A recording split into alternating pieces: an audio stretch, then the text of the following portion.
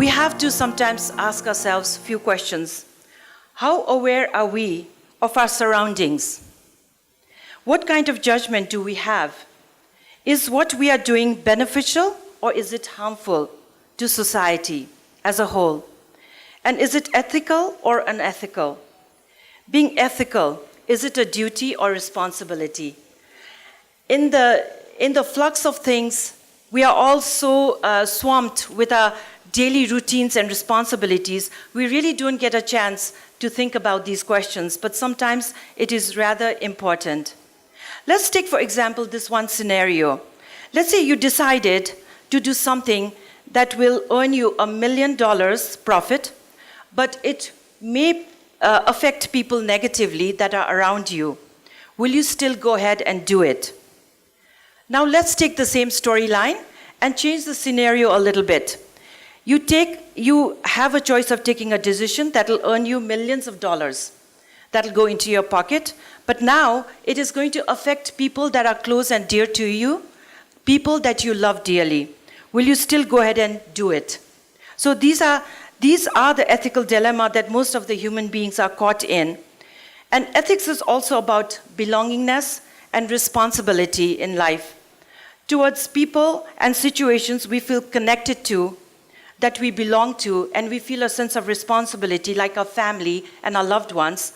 You know, we will think a million times before we take that decision, even if it's going to earn us millions of dollars. So ethics is not only about your good deeds, but what we do when nobody is watching us. I'm sure that most of us have heard this before, but I would like to repeat that there are 3 P factors used as a gauge while making ethical decisions in life: people, planet, and profit. So some studies suggest that character is defined by our ability to have control over our mind, to have courage to be able to forgive and not to lose one's temper. In short, bringing the 5 senses under our control. This is generally in our part of the world. Actually, tolerance, forgiveness is hugely a part of the Asian culture in this Eastern philosophy. The success quotient of any nation is gauged by the number of its population that are honorable, trustworthy, people of character through proper education and environment. However, today there's abundance of material wealth, but a shortage of value due to greed and despair. According to Socrates, what makes you happy makes you a good human being, and vice versa. Therefore, happiness is the result of honorable living with honesty to the self and to other people around us. It is easy to be ethical when there is no competition or stress in our lives. Our integrity is tested when competition increases. For example, in Japan, I hear that nobody really bargains for a price because they pay the market price mainly because they trust business owners. And they're so confident that they're not going to be cheated. But in Nepal, most of the time, rather than for money, we want to test our own skills at bargaining, how successful we can be. So I would like to share Warren Buffett's rule of thumb. All of us have heard about this billionaire, zillionaire Warren Buffett. He had this rule of thumb regarding ethics. What he said was, quote, "I want employees to ask themselves whether they are willing to have any contemplated act appear the next day on the front pages of their local paper, to be read by their spouses, their children, and friends, with the reporting done by an informed and critical reporter." So this is a thought we can stay with. Now, it is my privilege and honor to present our esteemed panelists with diverse backgrounds in the area of ethics. And I would like to invite Dr. Shankar Sharma. He was the former ambassador of Nepal to the United States and vice chairman of the National Planning Commission. He has worked as a senior economic advisor to Ministry of Finance and a lead consultant to the Constitution Committee to draft the new Constitution of Nepal. He also has taught economics as a professor in TU Tribhuvan University Central Department and has worked abroad as a senior economist in the Institute of Southeast Asian Studies, Singapore, and a fellow in the East-West Central, Hawaii. He will be presenting on different aspects of moral and ethical challenges that decision makers, diplomats face, and will also talk about its implications in the existing system. Mr. Upendra Paudel is the former president of Nepal Bankers Association and former CEO of NMB Bank. He is currently the Asia Pacific representative for Global Alliance for Banking on Values. He has 31 years of experience in the banking and finance sector, including investment banking, microfinance, corporate banking. He completed his MBA from Tribhuvan University in 1982 and has worked with various government bodies, including Nepal Rashtra Bank, bilateral, multilateral agencies, and international hotel chain. He is a strong believer that an economic system should be liberal for a strong and effective value chain system. Today, he will be speaking on different aspects of banking, mergers and acquisitions, ethical challenges, and impact of Global Alliance for Banking on Values. Her Excellency Maria Teresa Pessoa is the Brazilian ambassador to Nepal. She will speak on the UN Global Compact, including wide array of topics addressed by the UN and how they are working with stakeholders from government, business, and civil society to discuss common challenges, develop policy, and emphasize the importance of diligence and technologies, strengthen the relationships, and bring synergy and coherence to achieve results. Dr. Sandeep Shah is the Managing Director of Dolma Himalayan Climate Fund in Nepal, which works with hydro, solar energy management systems. Before this, he was General Manager and Board Member of Himal Power Limited, also Vice President and Country Director for Statkraft and SN Power in Nepal. Dr. Shah completed his Master's in Applied Sciences in Structural Engineering in 1988 and PhD in Rock Engineering in 1992 from University of Toronto. He has worked as consultant and has supervised design and construction of many hydropower projects, including Kali Gandaki A, Upper Bhotekosi, Khimti. He has done extensive research work and has teaching experiences, and today he'll be speaking on topics like fair power distribution and creating better and fair workplace environment for better output. Mr. Kishore Thapa has served the nation for over 32 years as civil servant from 1983.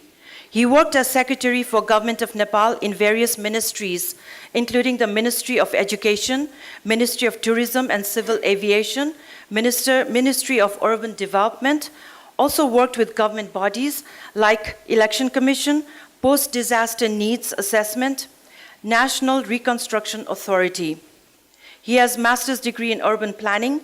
He is one of the pioneers to start the Clean Bagmati campaign. Now we'll go ahead and start. Dr. Sharma, I would like to have you give your viewpoint. This is really a difficult topic, but I may sound a bit negative in some of the areas, especially in the bureaucracy, although I'm not a bureaucrat.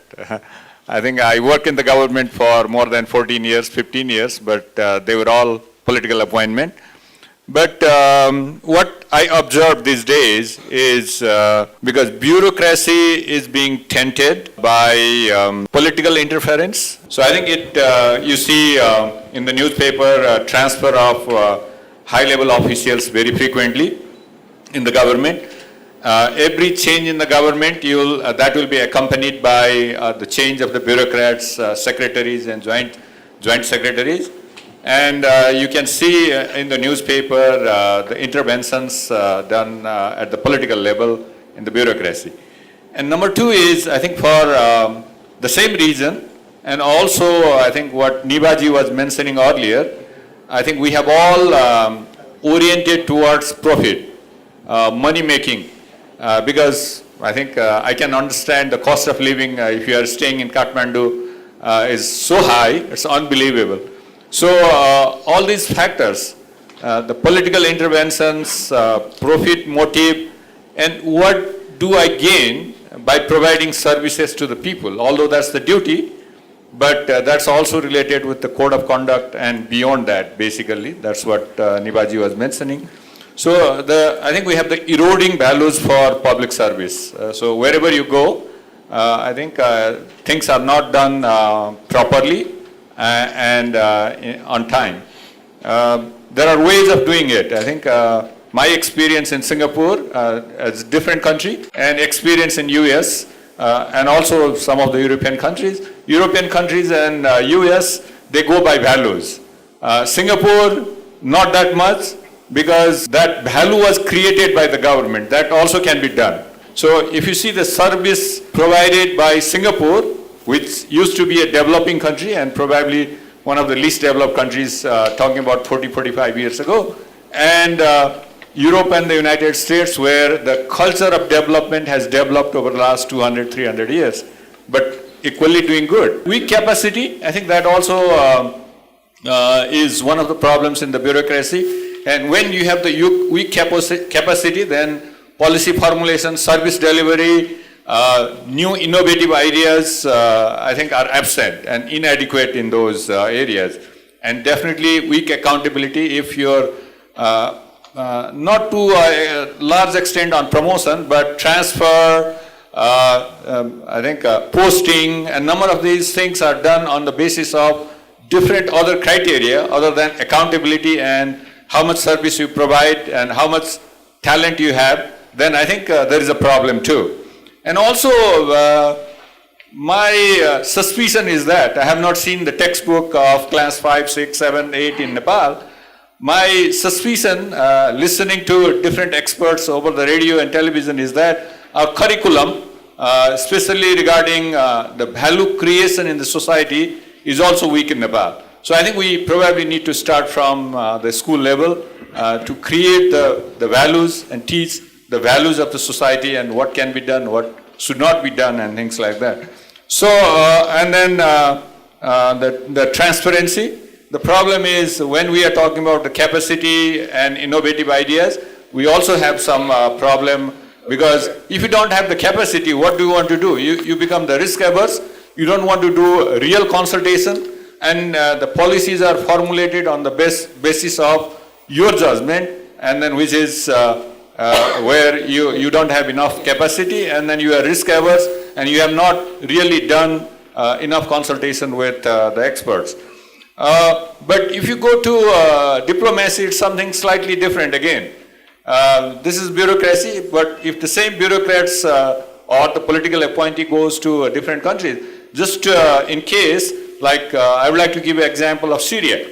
The Russians have their own values, the Americans and Europeans have their own values, and similarly in terrorist activities.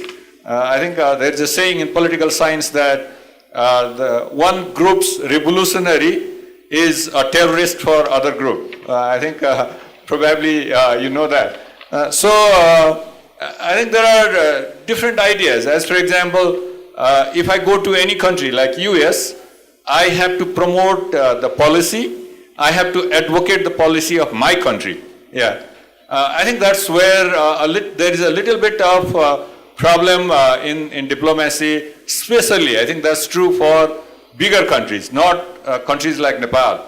For countries like Nepal, I think we, to a large extent, we follow mutual respect, honesty, integrity, and also protection of personal rights, freedom, and then also we advocate against corruption, money laundering, we support human and labor rights and things like that. But I still remember when I was working in Singapore long time ago, the China is also changing these days. But at that time, the Chinese definition of human rights was completely different compared to what United Nations and European countries were advocating. But now it's changing gradually, and the gap is narrowing.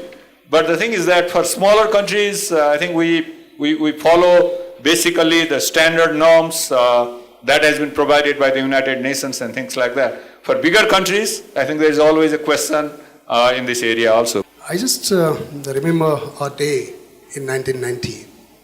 A young banker was sitting in his home trying to get prepared for his office for the day. Suddenly someone comes into the room, sits and then asks the banker to expedite his loan proposal. this guy just offers a few notes to the banker. Obviously, that banker rejects it and says, we were processing your application, but now we will just stop here. That's the kind of measure that banker gives. And incidentally, on the very same day, he goes to the office, and in the afternoon, his subordinate comes to his desk. It was probably dashing time, and comes with the dashing greeting card. And in the greeting card itself, there were a few notes. Incidentally, this guy, the subordinate, he didn't open the envelope that time when the envelope was delivered. It's just dashing greeting. Then with the greeting card, there are a few notes. And then he asks the banker, the same banker, what to do with this money. Then the customer is called back, and then the money is handed over. And from both the people, that banker gets a kind of response that this is the system. During dashing, the bank's officials are being offered money. So, that's the kind of, that was the kind of system which was there. Now, I can guarantee that this system does not prevail. That was the kind of perception of the people. And again, I might like to highlight on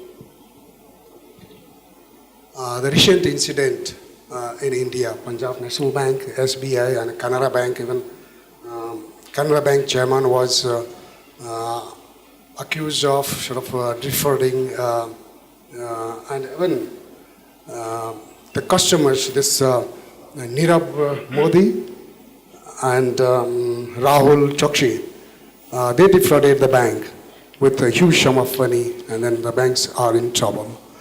And obviously, we have heard of collusion from the system itself, political level. And again, the same banker,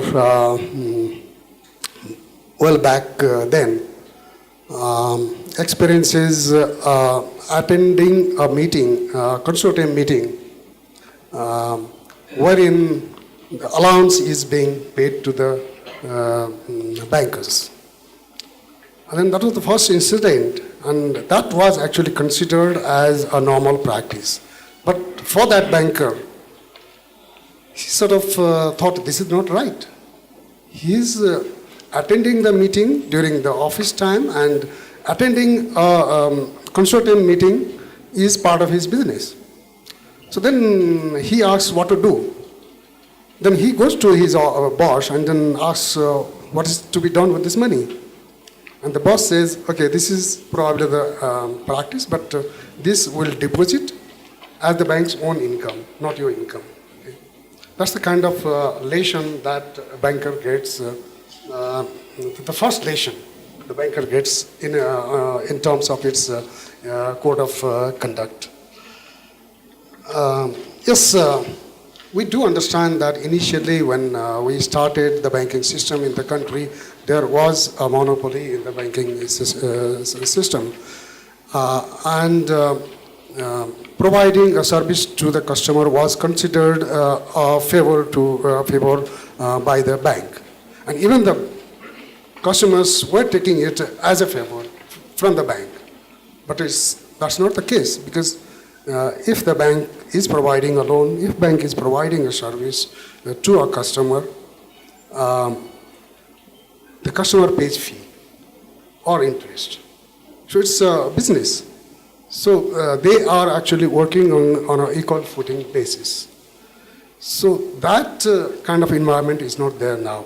Again, that kind of environment is not there. The banks are actually proactive and go to the customer service. Customer service is given a top priority. The banks are actually struggling to get the customers these days. There are many banks, and they are competing amongst each other. It's a tough competition, and they're trying to win the heart of the customers. So that makes the scenario different, because those days it was a monopoly. Now it's not. It is a perfect competition. And then the customer service is given a priority if they can make a difference. The banking products are almost the same everywhere, and it is not like Coca-Cola or Pepsi formula. It's just a vanilla product. One bank comes with a new product today, tomorrow it can be copied anytime. So how you can make a difference is customer service and maintaining your ethics. Okay. So the liberalization has really made a difference in banking scenario in the country. In the same way, in fact, after the liberalization, the licensing of the banking became very, very liberal, and many of the banks came into being in the country. So even, then only I think the banks have actually sort of understood their responsibility of being a banker in the country. Those kind of people who really did not know the sort of responsibility of banking, they sort of started trying to hire their own people in the bank. They used to think, okay, it's our bank, why can't we hire our own people, irrespective of their qualifications? And then it is their bank, why can't, it is my bank, why can't I borrow from my own bank?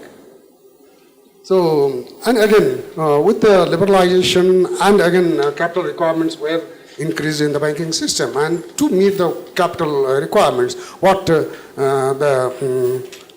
investors of the banks started doing is they started borrowing from their own bank and putting in money in their own bank, again, as a equity. So those funds were also being misused. That's where the ethical practices were questioned in the banking system.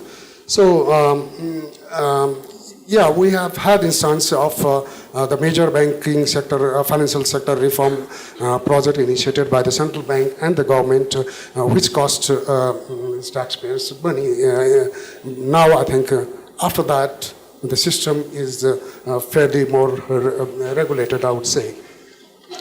And a lot of provisions were required in the banking system, and many of the banks, we have had instances of having merged into other banks because they were getting very, very weak in terms of their governance, in terms of their performance itself. And we have had instances of many of the banks and financial institutions merging in the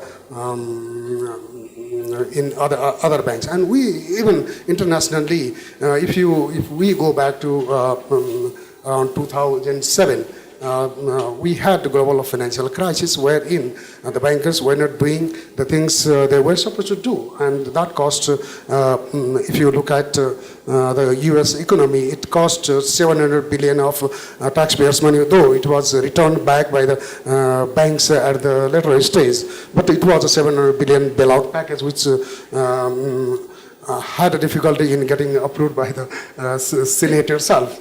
So in this process, what I would like to highlight is we as a banker, have we ever evaluated the impact we have made out of our financing? Another question could be, have we thought of people, community and environment? As Devaji said, people, planet and profit. So as a banker, I believe, after working for 3 decades in a bank, we should always think of impact you have made out of your financing, and people and planet should come before profit. So, are we focused on contributing to the real economy? I'm sure Dr. Sharma will definitely agree to me. And again, are we concerned with long-term relationship with our customers?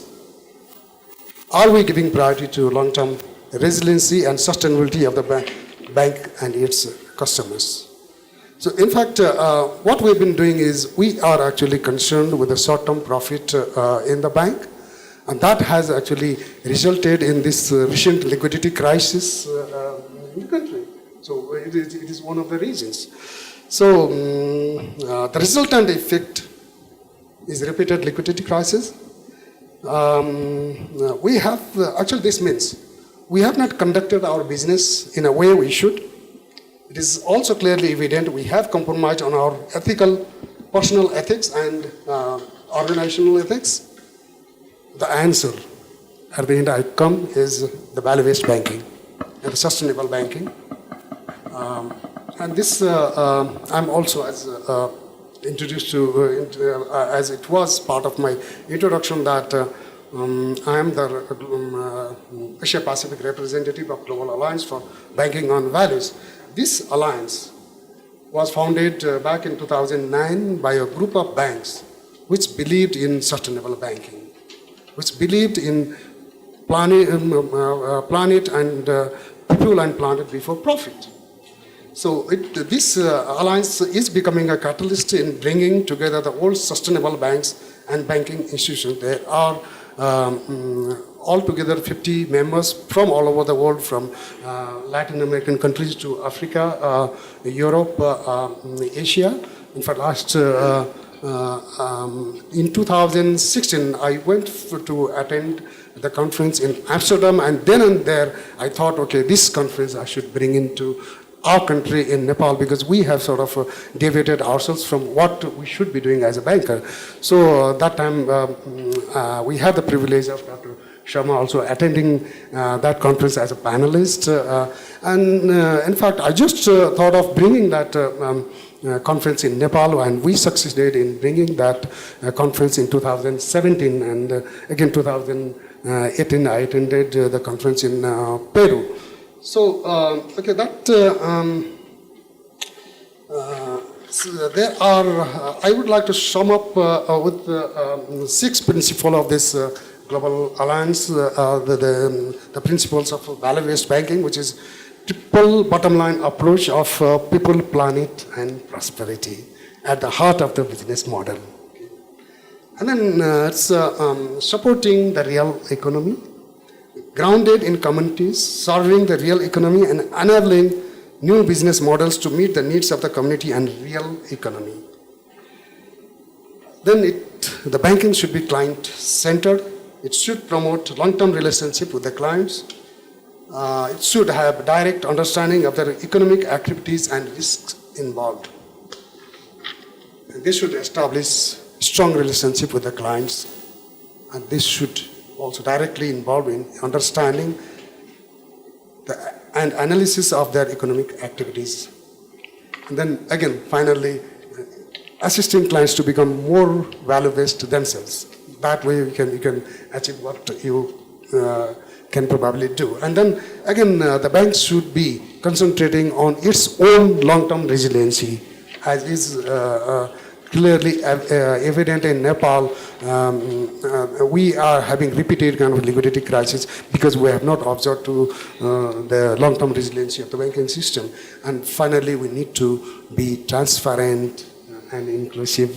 We need to follow transparent and inclusive governance. And then this inclusiveness means active relationship with banks, extended shareholders, including customer, and the regulators and the society at large.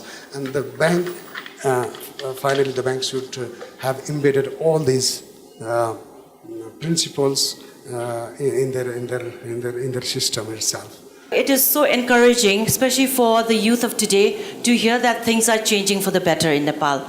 And later on, of course, we'll have questions for all of you. But I do want to mention that Mr. Paudel has 3 decades of banking experience. And what I have a little bit in common with someone like him with so much experience, I have 1.5 decades of banking experience myself.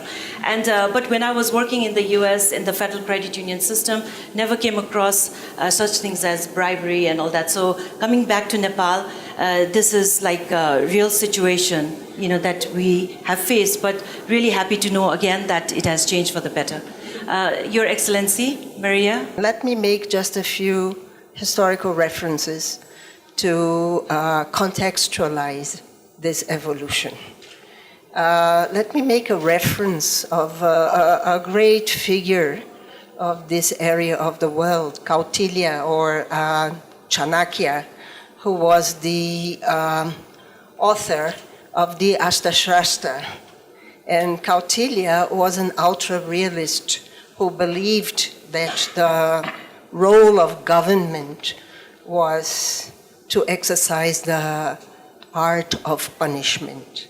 So we've come a long way from Kautilya in this respect.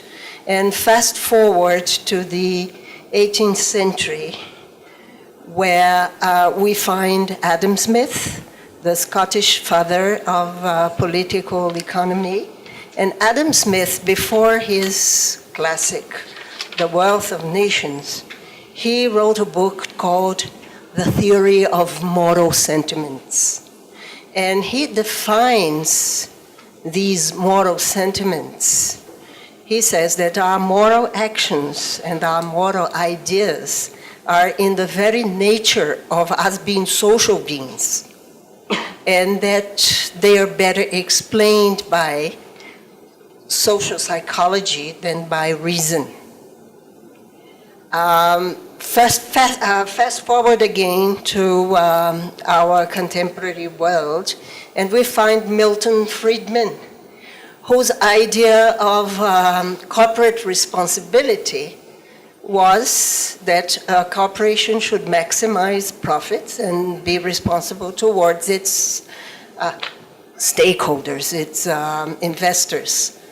But Milton Friedman, this idea of Milton Friedman was largely surpassed in the 80s and 90s when the debate around the environment started occurring. So we have the Stockholm Conference in the 1970s. We have the Club of Rome discussing about the limits to growth.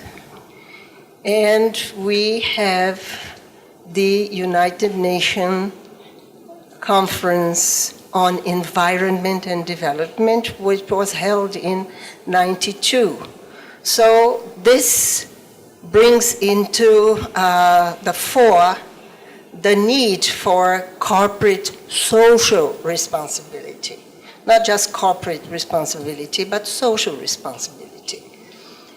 And the United Nations, the Pérez de Cuéllar, created in '83 the Brundtland Commission, which was headed by the Norwegian Prime Minister. And the Brundtland Commission issued in '87 a report called Our Shared Future.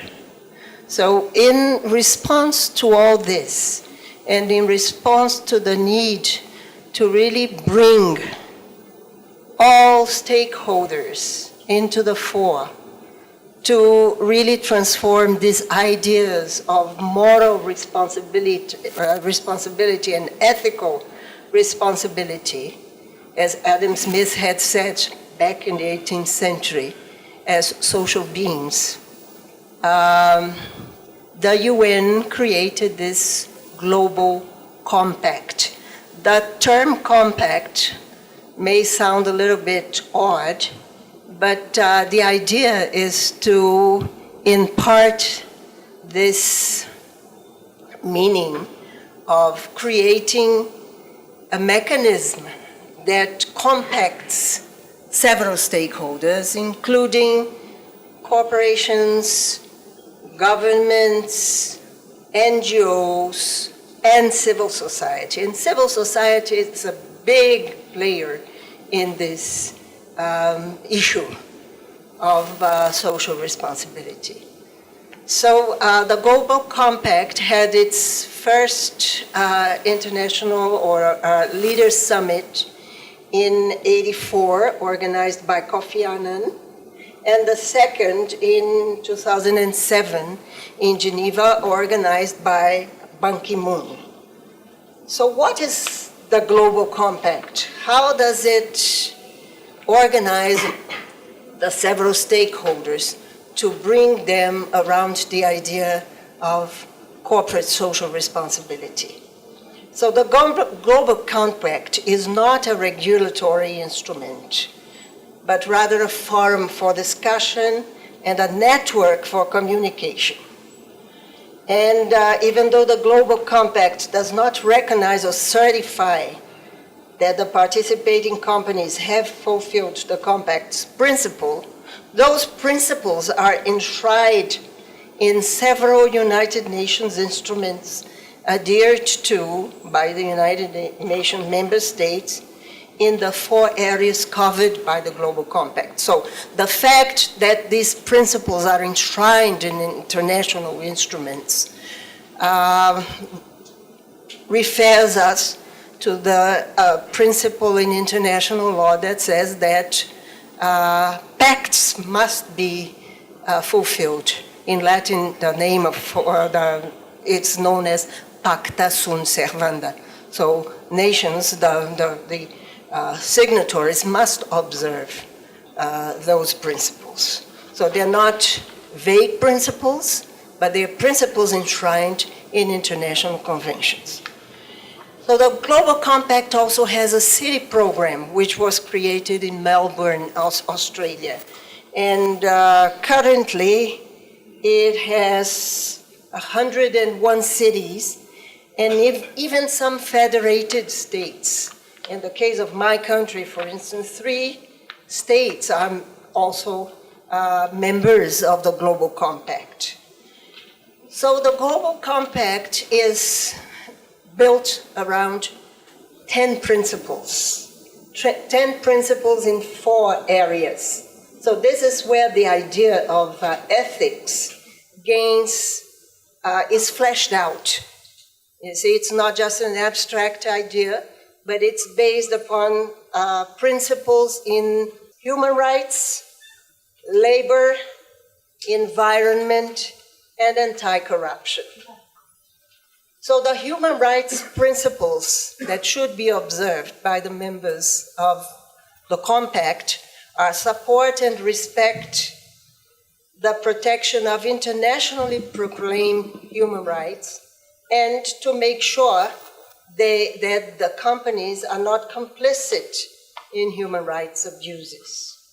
Labor standards, this is the area in which most of the principles are concentrated. So business should uphold the freedom of association and the effective recognition of the right to collective bargaining. Principle 4, the elimination of all forms of forced and compulsory labor. Principle 5, the effective abolition of child labor. And Principle 6, the elimination of discrimination in employment and occupation. Now, in the area of environmental sustainability, the business should respect a very important principle that is enshrined in Agenda 21. Agenda 21 was adopted in 1992 at the United Nations Conference on Development and Environment, and the principle refers to, this is what the principle reads like. In order to protect the environment, the precautionary approach shall be widely applied by states according to their capabilities. And this is a very important mention here, because it recognizes that some states do not have the same capacity as other states.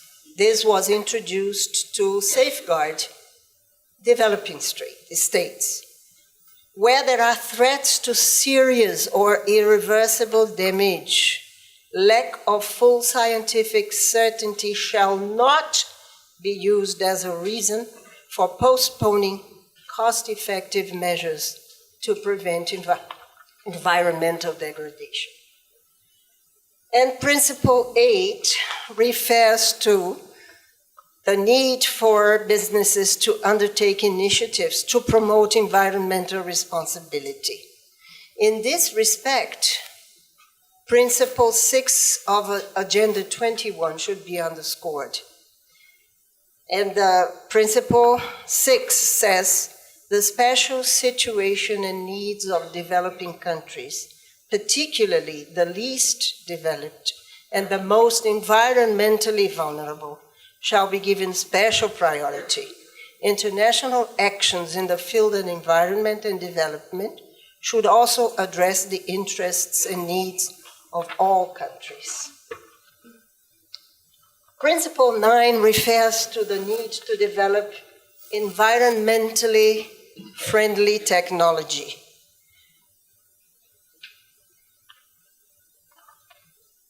And then comes the principle 10, which is anti-corruption.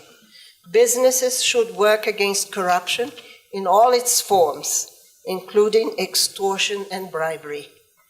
And in this respect, one must mention the United Nations Convention Against Corruption.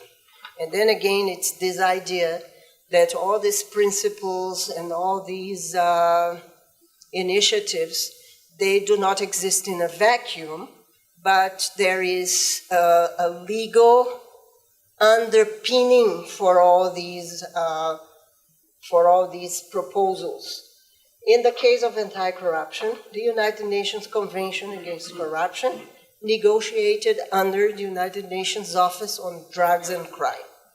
It is only legally binding, it is the only legally binding universal anti-corruption instrument. The Convention's far-reaching approach and the mandatory character of many of its provisions make it a unique tool for developing a comprehensive response to a global problem. I would like to invite Dr. Sandeep Shah to please share his experiences. You almost have heard about a lot of numbers being floated around in the hydropower sector for Nepal. There's going to be the gold for Nepal and all of that, and the oil for Nepal, 83,000 megawatts, 150,000 megawatts. But as of today, we only have 1,044, to be precise, 1,044 megawatts in operation right now. What's the issue over here? Is it that there's been too much issues related to policy interventions, political interventions that have caused lack of development in this sector? Or is it ethics? Is it lack of finance? Yes, definitely there's a lack of finance. But let me take you back to the early 90s when the government of Nepal at that time had started the process of economic liberalization. Dr. Sharma knows it very well that the Electricity Act and the electricity regulations, the Hydropower Policy, Water Resources Act and policies, all of them came out very, very liberal, very much investor friendly. And at that time, Nepal was not on the investment horizon of the world. Any of the private sector investors were not looking at Nepal because there was no experience about investing in Nepal. So a lot of risks were being perceived. There was no credit rating done for Nepal. There was no perception of business as the practices of doing business in Nepal. And there was a lot of skepticism about taking up projects in Nepal. But I'd say in the 90s, there were two companies, one from Norway and one from the US, who took that big leap and started investing in Nepal, in the hydropower sector. And I should say they were fairly successful businesses. They are still very successful businesses. And I'm very proud to say that I have been part of both of these businesses here in Nepal. That's more than 25 years ago. What's happened since then? I see that with the promulgation of all of these acts and regulations, the political sector tried to control these things, to control the development of the power sector here in Nepal. The concept of letting go of control was not there. These acts were basically designed to regulate the sector. But the politicians And to a large extent, the bureaucrats also saw that there was something to be made during this process of giving out licenses and permits. And that has been one of the major causes of the lack of progress in the sector, as far as I see. There's been a lot of political intervention. The politicians, we have seen how many, 15, 20 governments in the last 20, 25 years. And with the change of every government, a new policy is being announced by the ministers. The bureaucrats are totally lost at that stage, whether to take up the policies or the procedures which have already been outlined, or to make changes again. And now, with the changes which are brought in, there is a rent-seeking mentality. Okay, I will give you a license, but then, there needs to be a facilitation payment. There needs to be favors which have to be looked after. My certain so-and-so has to be employed in the company.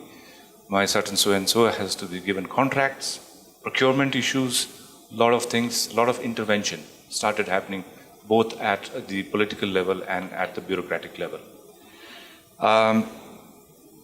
This was not only limited to the projects which were being developed through the public sector, but there was a lot of intervention done in the private sector as well, by the politicians as well as the bureaucrats.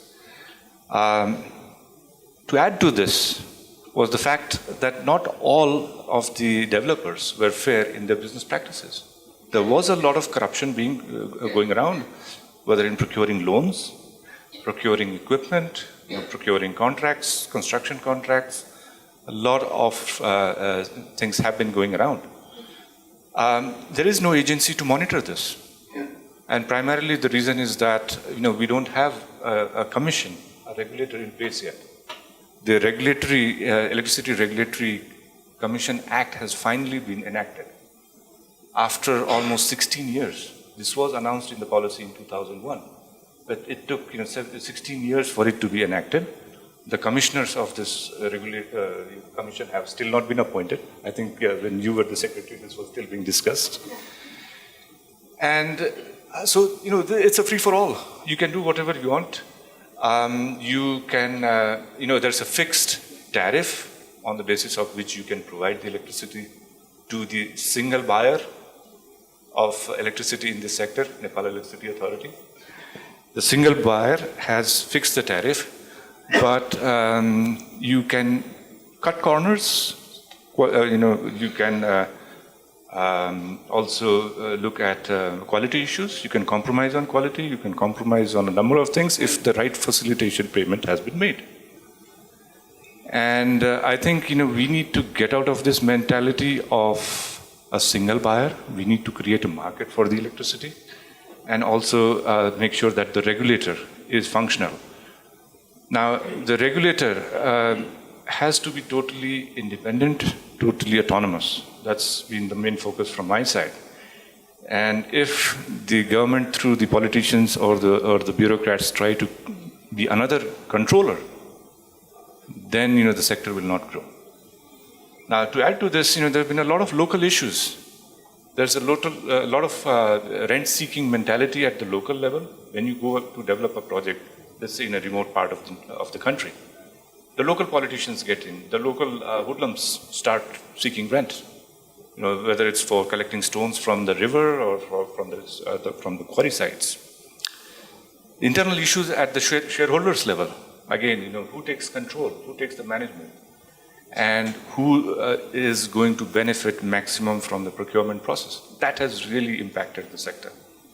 And that's why we see that just about 1,044 megawatts have been added to the sector. International investments, FDIs, have stayed away from Nepal after those first two.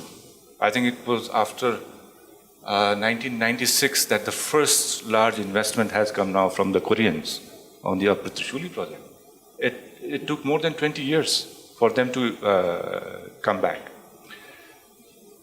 And, just the process itself took them 9 years to get all the documents in place.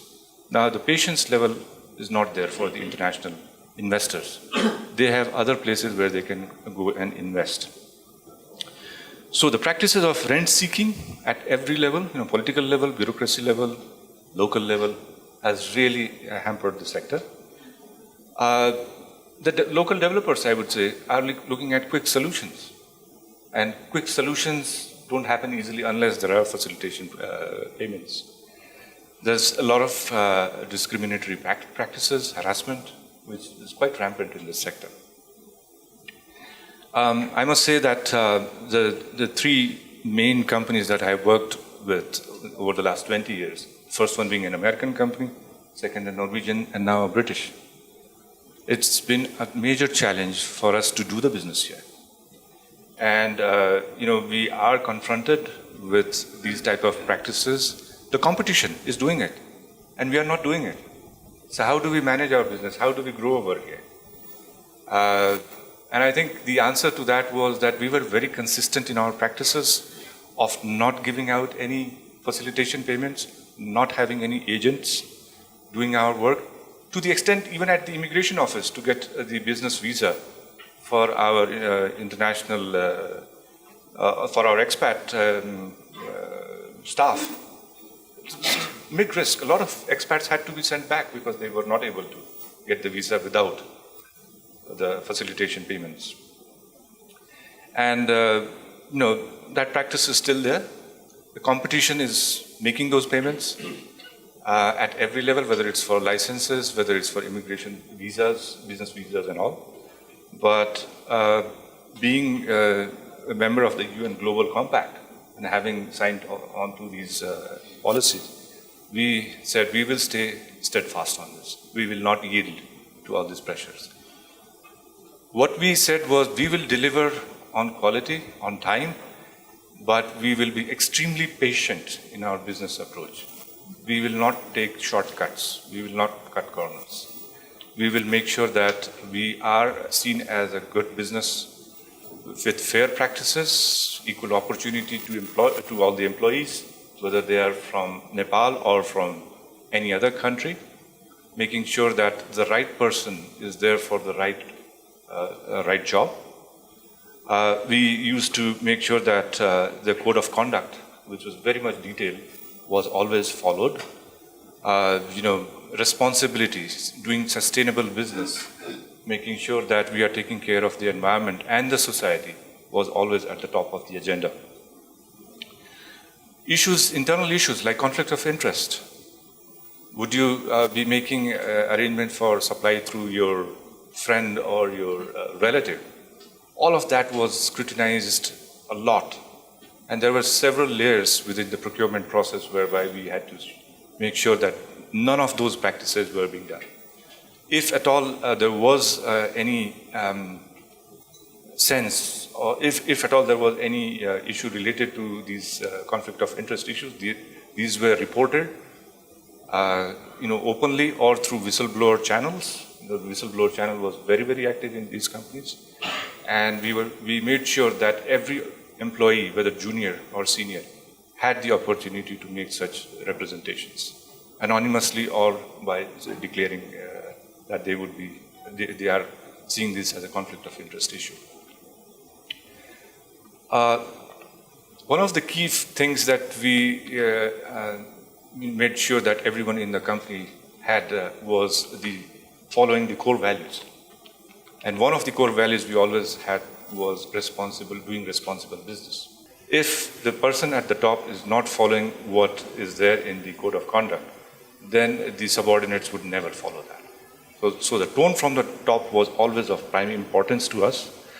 We made sure that all the principles of the UN Global Compact, human rights, gender equality, environmental and social standards were being followed. And with the quality and the timeliness of our reporting to the government sector, to a certain extent we were accepted as businesses which are not going to undertake unfair practices. They are very patient, they will do a good job, and let them do more business. So that was the end result of our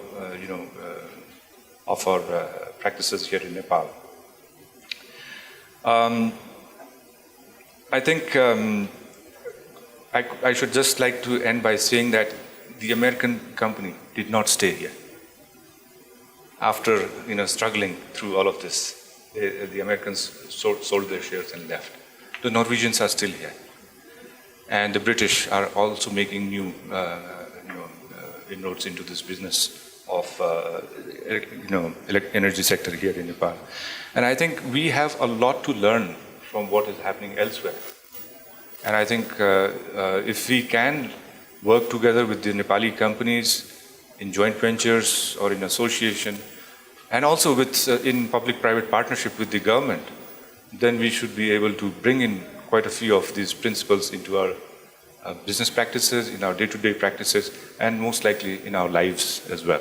Now I'd like to invite Mr. Kishore Thapa to please share your experience with us. I want to pose a question to our very young friends, particularly students.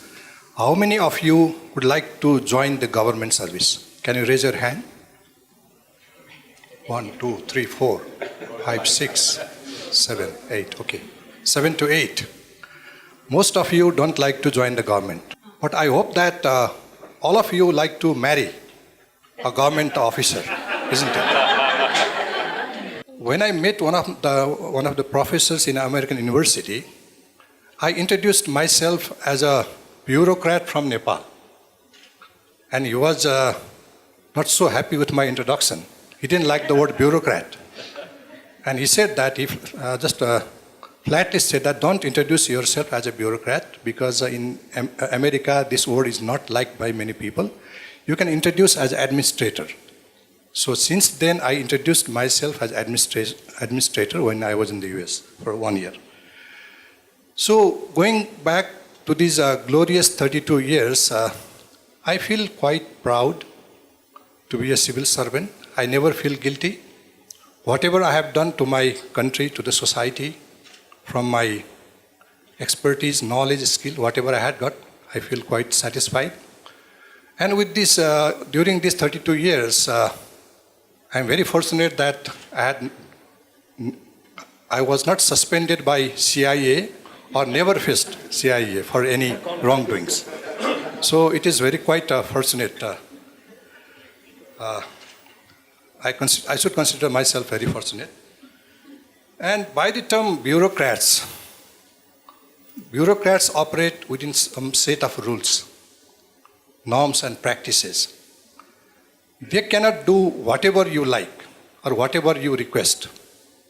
They are given set of rules, regulations, acts, and all these guidelines. So these set of rules and guidelines, including the acts, are prepared by either by the parliament or by the political leaders. So when I was a secretary, whenever I was dealing with my minister, my political master, there was one conflict. Because the ministers, they used to say that, they used to ask me to certain things. Please do this and that. And I used to tell them that if you want to do this and these things, I can do as per the rules and regulations which I have got. But if you want to do other than that, please change the rules. Please change the laws so that I can do accordingly. I cannot ignore the rules and regulations which you have prepared. You have every right to change the rules, but whatever rules you have given to me, I am obliged to follow it. That is the point where bureaucrats and the politicians, they are in conflict. And they are always in conflict to this day also. So, and the politicians, every time our major political leaders, they blame the bureaucrats for not supporting them. What does it mean by the support? Can bureaucrats do whatever the politicians they order? No, they cannot. If they want to govern the country as per their own way, they have the authority to change the law and all the rules and regulations, but without doing that, they cannot order the bureaucrats to do whatever they can. It's not possible.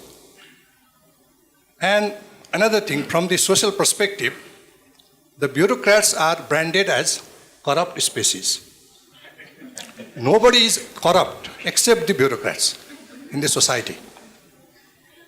So that brand, the corrupt brand, is always there. But I tell you that not all the civil servants are corrupt. If all the civil servants are corrupt, this country will go to ruin very soon. It has not been, we have not seen that despite so many political changes, so many uprisings, so many frequent changes of government, the system is running. System is running and people are getting the services.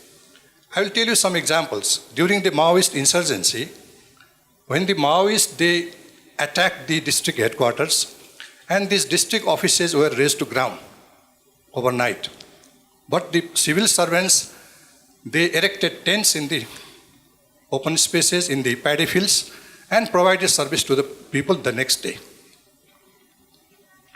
You cannot see a single example where the district offices were closed during this insurgency. And even now, if you enter a district administration office, any office in 77 districts of the country, you will get your citizenship certificate within 3 to 4 hours. Take the example, United States, it will take 2 to 3 weeks to get a social security number. If you enter a land revenue office in the morning at 10, and if you want to sell your land or purchase land, you will get your land ownership certificate by 5 o'clock or 6 o'clock, the same day. If you go to Bangladesh, it will take 9 days to get the land ownership title. So if you compare the Nepalese civil service with the civil service of other countries, including the developed country, some of our services are very fast. I feel that that should not be that fast. It should not be. Because by making the process very fast, we make a lot of mistakes. We make very wrong decisions. We are doing that. So we have to allow time, whatever time is required, we have to do that. But we are in that political and social pressure to deliver the services faster than expected. This is the situation in our country. Now, currently the civil servants have a dual privilege. No other country, no other civil servants in other countries that dual privilege. Civil servants can work as a civil servant as well as they can take the membership of political party. It is not allowed in any other country. The trade unions which have been introduced in the civil service since the last 25 years, it has ruined our bureaucratic culture, and the civil servants are encouraged to support the political parties, to work for them, and to introduce themselves as a cadre of the particular political party than a civil servant. This is the highest form of unethical practice in our system, and that is continuing to be promoted even now. No political party has ventured to ban these trade unions of each and every political party within the government offices. Nepalese bureaucracy, it has, as Dr. Sharma already mentioned, it is plagued with inefficiency, corruption, and lack of quality. It is true. Since the mediocre people would choose that career, when the brighter people, they go abroad, they go for other profession, and only mediocre people, they choose that profession, the situation will be like that. How can we expect quality service when we cannot attract brighter people like you? Okay? And talking about the ethics, I think ethics, the moral values and ethics, it is eroding day by day in our society. As such, it is not only the problem of business or politics and bureaucracy, it is a problem, it is a major issue in our society also. Until and unless we can inculcate the ethical values, the importance of integrity, the spiritual values in our society among our young children, we cannot expect them to be ethical when they grow up. So this is the eroding ethical values in our society is a major concern. I am quite worried about that because I feel that if we cannot maintain that ethical values, our society will also go down, and not only the society, the whole country, the existence of the whole country may be in danger in the future. And now bureaucrats are most hated and the most trusted species in the country. They are trusted also. Any document signed by a government officer, it has so much value, it carries so much value. If Dr. Sandeep Shah signs a document or Upendraji signs a document, it has some value, but if that is the document signed by a government officer, is much more valuable than document signed by private sector CEO. So that is the level of trust they have. The photocopies of these government documents, when they submit somewhere, it gives some kind of a pass, a government pass. Even the policemen, they allow to enter the Singha Darbar when they see some government document. This is the trust, but I think this trust is eroding day by day. I'm quite worried about that. So in order to raise this trust, I feel that the government employees, they should feel proud to be a civil servant than to be a cadre of political party. That is number one. Number two is, in this age of globalization, we have to compete with the civil service of our neighboring countries and other friendly countries also. Our two neighbors, India and China. I can tell you that I think our bureaucracy is much more people-friendly than the bureaucracy of China and India. Because India carries the legacy of the British Raj, Babuji culture. So that Babuji culture always did create some kind of barrier between the people and the bureaucracy.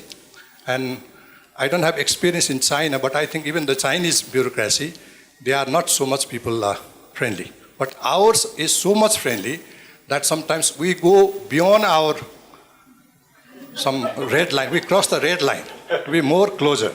And that creates some kind of complaint, corruption, unethical behavior, all that. So I think there should be some kind of restraint on the civil servant also, how much to be people friendly or not. So with this, and next is Dr. Sandeep talked about this rent-seeking attitude. This rent-seeking attitude is a major disease within the bureaucracy also. This happens in other sectors also, not only in bureaucracy, but in politics and society also. But in bureaucracy, it is highly, it is so much, it has become so much a kind of a disease within the bureaucracy that rent-seeking attitude has become a culture. It is such a bad culture, so it has to be controlled. I don't know how to control it. It has to control not only from political side also, from the societal side also, from the society also, until unless the bureaucrats are encouraged to go for this rent-seeking practices. If they get encouragement from the society, it will continue in the future also. So with this, I feel that I have shared some of my experience and thoughts. I will start with a few questions for our panelists. First of all, to Dr. Sharma, since you've been a part of both the Constitution Drafting Committee and the National Planning Commission, while making nationwide planning and policies decisions, what kind of ethical challenges did you face? Just an example you could give would be great. Although the National Planning Commission is an advisory body, we don't have to sign things like what our former Secretary Kishore Thapaji was saying.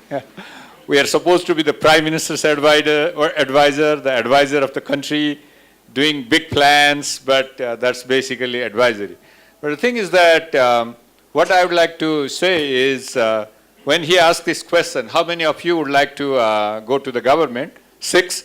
I was highly disappointed. The reason is that, I think as Nibaji was mentioning, there are few things that you can contribute to your country. As for example, if you are selected, or if you show your interest, let's say, as for example, in doing some policy analysis and policy formulation.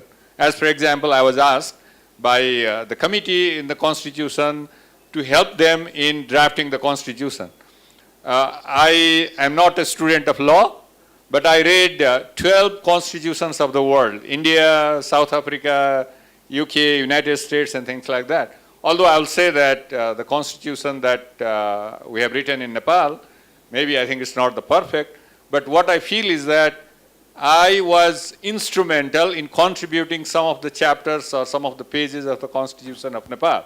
Where can you get those kind of opportunities if you are not in the government, not in the parliament?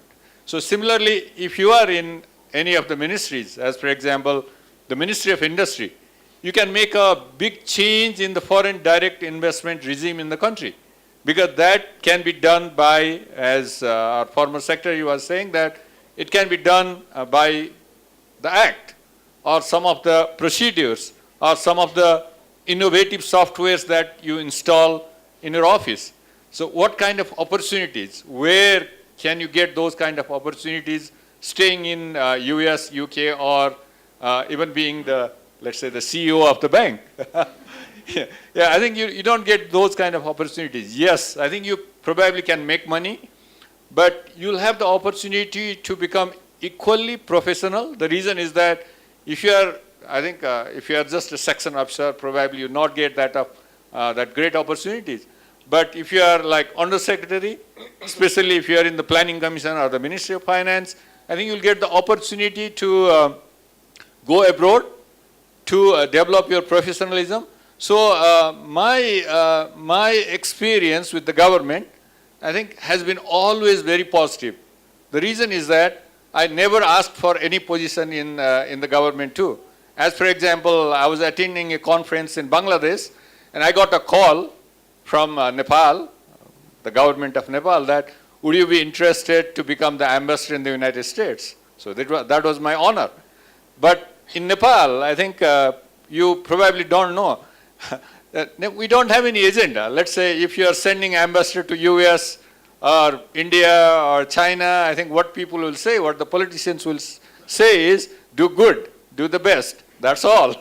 We don't have that many agenda anyway. So what I thought is when I went to the United States, I should do something for the country, because I think that's my morality also. If you have been appointed to such a high position without asking, without requesting, and then I also would like to say that there are certain things that you don't have to be associated with the political parties too. I think there are examples too. So I think although I can say very safely that I'm one of those examples, although if you are appointed by any government, you are tainted saying that you are linked to that party anyway in Nepal. But I think there are occasions where you get the opportunity. You have, so I think this is in the Planning Commission, the 10th plan was the first plan where we introduced the log frame, outcome, results, process indicators, probably you have learned those kind of things. In the United States, I think because of some initiation, I was able to do a number of things, like as for example, first trade agreement between US and Nepal, first Nepal caucus in the Capitol Hill in the United States, and then I think the MCC was also initiated at that time, like the threshold program.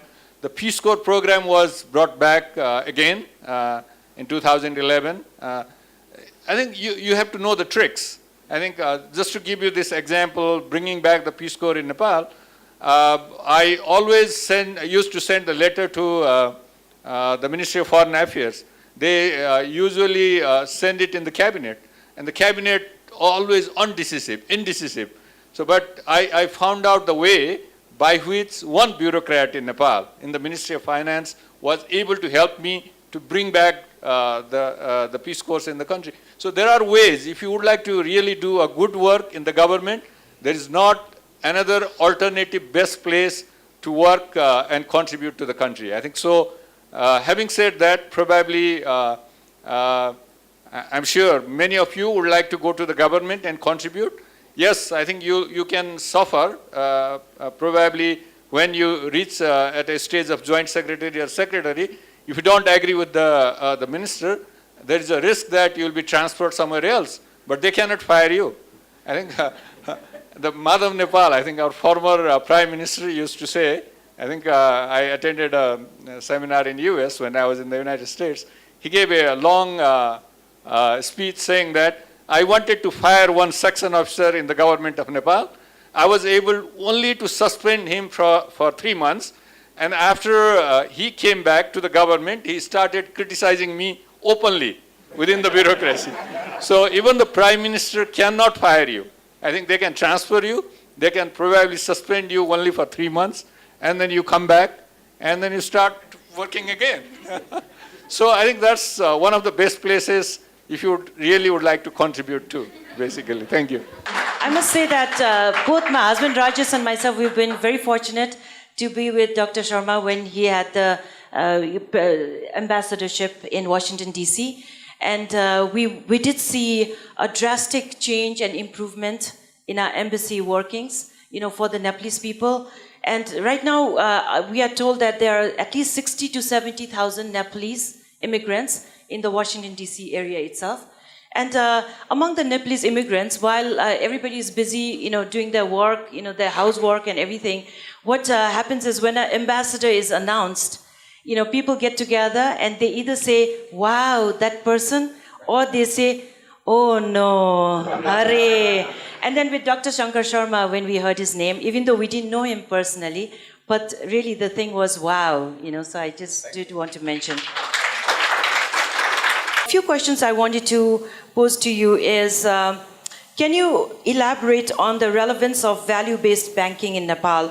I know you talked quite a lot on different issues, and how did the ethical environment change so quickly? Because you mentioned things are getting better regarding rent-seeking, all of this, and how did it get better? Things are getting better, and we, the first generation of banker after the banking was open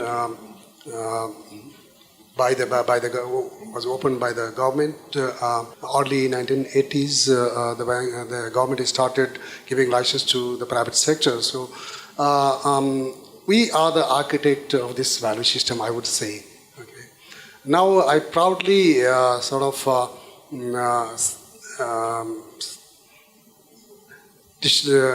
share with you that yes, the situation which happened in 1990 with that young banker does not happen now. And now bankers are perceived to be of very high integrity people, but still there are room for improvement. In fact, some of the bankers are, not all, okay, we could single out a few of the people that are accused of getting into the business together with the clients. And that is something which we need to really think of. And some of the bankers have got into even hydropower, and I'm told they are getting into those business. As a banker, what I feel is that you have chosen to be a banker. Like, if you are chosen to be a bureaucrat, you are a civil servant. Okay, you are expected of doing the right thing because it touches life of everybody. Okay, and even banking touches life of each and every people. So you are expected to be of a very high integrity, and this is the kind of culture we have developed over a period of time. But yes, there are room for improvements, and then, as I said, this value-based banking principle, which I chose to represent, is something which will definitely bring about some kind of changes, bring about some kind of awareness in the system. So I think it's looking up. Though there are some gaps, some people are trying to take advantage of the situation, but largely I would say largely it is immune from all kind of bribery or corruption. That much I can guarantee. But as far as ethical practice is concerned, yes, we need to, when we think of people and planet before profit, then everything, all of these problems will get resolved. Because now what is happening is, in recent case of liquidity crisis, what is happening is, okay, the interest rate has gone up for deposits. Okay, immediately after that, the banks start raising interest rate on their lending. Some of the banks I've seen, I've witnessed, I'm the witness myself. So some of the banks we have seen, raising the interest rate disproportionate to the cost, the increase in cost.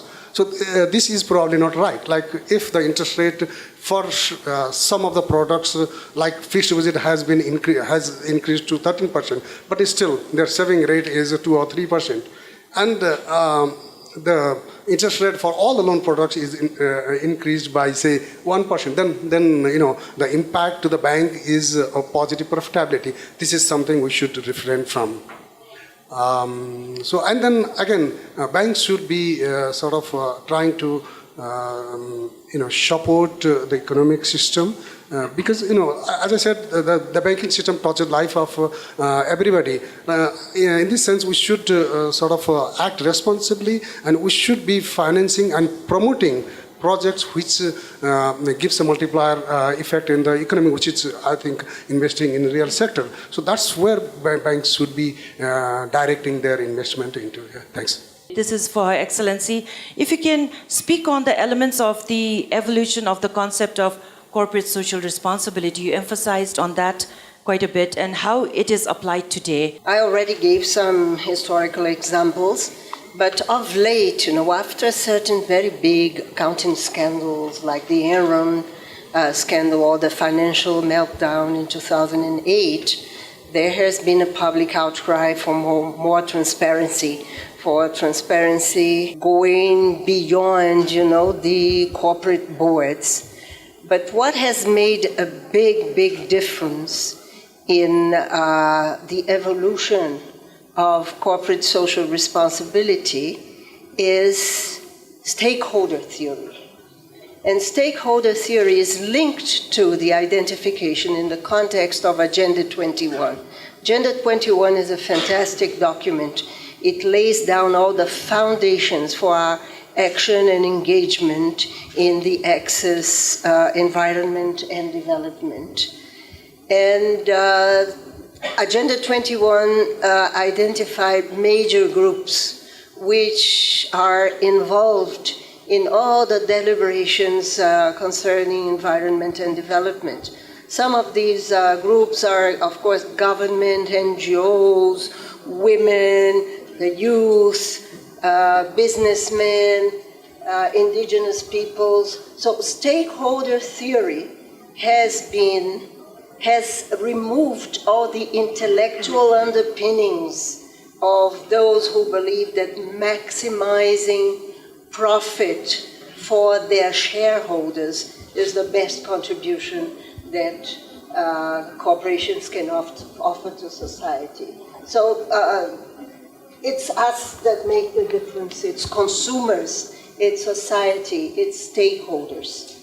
For Dr. Shah, quick question on, if you can give one example of conflict of interest and how this can impact or change, poses ethical challenges because of that conflict of interest. On the conflict of interest issue, let's say there is a large tender for procurement of turbines or generators for a power plant. And you are responsible for the procurement, but let's say your friend is sitting on the board of the supplier. Among a number of suppliers, you choose that particular company where your friend is, without really looking into the details of the quality of the part of the equipment which is being supplied, or the price, and you give an undue advantage to that company. I think that's a short conflict of interest over there. Now, how do you manage that situation? I think the best thing for anyone who is in that situation is to stay away from that process. You need to disclose. First of all, disclose, and then stay away from the decision-making process. I think that absolves you of all the processes that may come up, that all discussions which may come up on personal interests conflicting your business. Final speaker, Mr. Kishore Thapa. Quick question for you would be how middlemen and power brokers influence bureaucracy to follow corrupt practices? The whole governance system in Nepal is plagued with these brokers and middlemen, dalal and bicholia. These are the Nepalese term. So these people, they change their color every time. So in panchayat regime, they were the panchayat supporters. When we had multi-party democracy, they become highly one of the followers of this. They become Baudalwadi, okay, these multi-party supporters. And when we had this republic system, they are a very strong Republican. So they have connections with political leadership, and they have influence over bureaucracy. And these people, they actually, we have to be very careful that such people, they don't love their country. They don't need any country at all. They can go to any country. They can take refuge in any country. They don't have any sense of patriotism, no sense of nationalism. They want their personal interest. So these kind of people, they are flourishing in every sector of governance. So until and unless this practice of this brokering and this mediating, all these things, they continue to be promoted by the political leadership and the society at large. If these people are, facilitated by the society, so they get more encouragement. So this is I feel this is the major threat in our system, and they influence the ministers, they influence the bureaucrats, sometimes they influence the private sector also. They don't have any affiliation with the private sector. They don't have any, love to their respective sector of business. For example, these people, they like to take advantage of this, some getting contracts or getting license for the hotels, but they are not hoteliers. They like to get a license for the airlines, but they are not airline company, and they don't like to, have nothing to do with the aviation industry. Such kind of people are flourishing in this country, and they are the major threat to our government system. What may be the solution to increase the investor in FDI for the hydropowers in Nepal? The government should not get into the act of doing business or controlling the business. They should just provide, thank you, they should just provide the framework within which the private sector can do the business. Why do you think most of the youth don't want to be involved in government job, and how can you motivate them to join? I think I have met number of students where I think many of these people would like to go to the government and would like to see the opportunity in the government. As for example, some of the girls, they would like to go to the Ministry of Foreign Affairs because they have the charm of going and serving in Middle Eastern countries, the United States, Malaysia, and a number of other countries. You cannot get those opportunities staying in the bank or in other places. The second is, as I told you earlier, I think Prakash was asking this question about why profit maximization is bad, how can you improve the situation of the foreign direct investment. That's where you should go in the Ministry of Industry, start drafting the policy. Because if you draft 10 pages, probably your higher officers will take out five pages of those, but 5 pages of what you have written in the initial stage will remain, will go to the cabinet will approve at least 3 pages, and the parliament will approve at least 2 pages of your writing. I think that's where the opportunity is. Yes, I think there is glamour outside in the bank. You get probably more money, and then most of the banks these days provide loans, subsidized loans for buying a car, a number of things. But it has limitation. I think if you become a journalist, what do? You'll become the editor of Kathmandu Post and Kantipur, and then what? I think you only can write opinions. You cannot make the decisions. So the government, you can make the decisions. So I think that's the difference. Thank you.